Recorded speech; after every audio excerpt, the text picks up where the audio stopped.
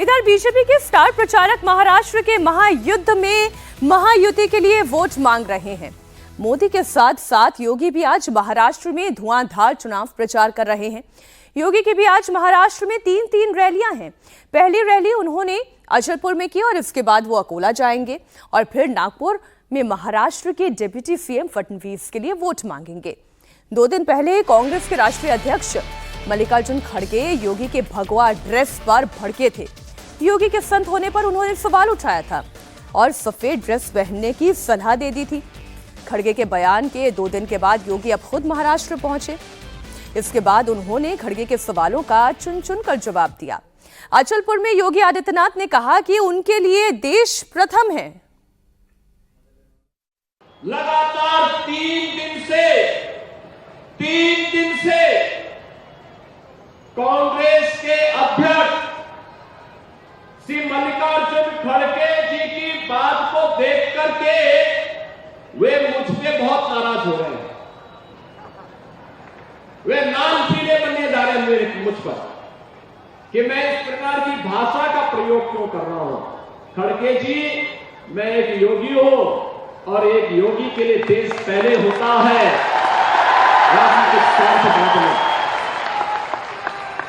यही अंतर है एक योगी में और आप में कि मेरे लिए देश पहले है, क्योंकि मेरे नेता मोदी जी ने हमें यही बताया है कि पहले हर काम देश के नाम। लेकिन आपके लिए कांग्रेस की तुष्टीकरण की नीति पहले है और यही कारण है कि आप सच्चाई न बोल पा रहे हैं न समझ पा रहे हैं। अगर आपने सच्चाई को बोला होता, आपने इस बात को कहा कि आपके परिवार के साथ आजादी के तत्काल बाद घटना घटित हुई थी और सचमुच घटना घटित हुई थी, और यह भी सच है कि खड़गे जी का गांव बारावती यह हैदराबाद के निजाम के अधीन आने वाला एक गांव था।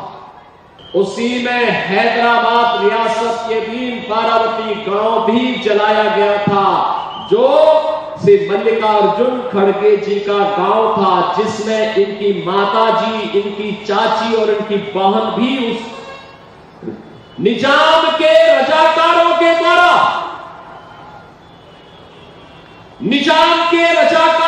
द्वारा उन्हें जलाया गया। खड़गे जी सच्चाई को नहीं बोलना चाहते, क्योंकि उन्हें लगता है कि निजाम पे आरोप लगाऊंगा तो मुस्लिम वोट खिसक जाएगा। ये बात सच है। मल्लिकार्जुन खड़गे जब चुनावी रैली को संबोधित कर रहे थे तो उनके अकेले बचने की बात तो उन्होंने कही थी, लेकिन इसके पीछे क्या रजाकारों का हाथ था, उस बात को वो बचा गए।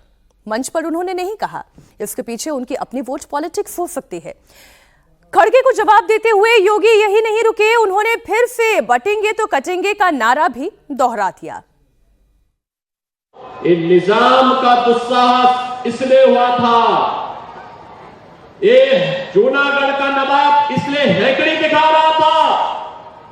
लोकसभा चुनाव में आपकी इस लोकसभा क्षेत्र में जो तांडव हो रहा था, इसलिए हो रहा था क्योंकि आप बटे थे।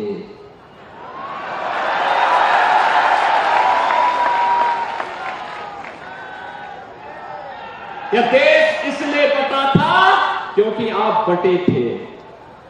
हिंदुओं का कत्लेआम इसलिए हो रहा था, हिंदू इसलिए काटे जा रहे थे क्योंकि हिंदू बटे थे। और इसीलिए मैं कहने के लिए आया हूं, बटिए मत। बटे थे तो कटे थे, एक है तो सेफ है, एक है तो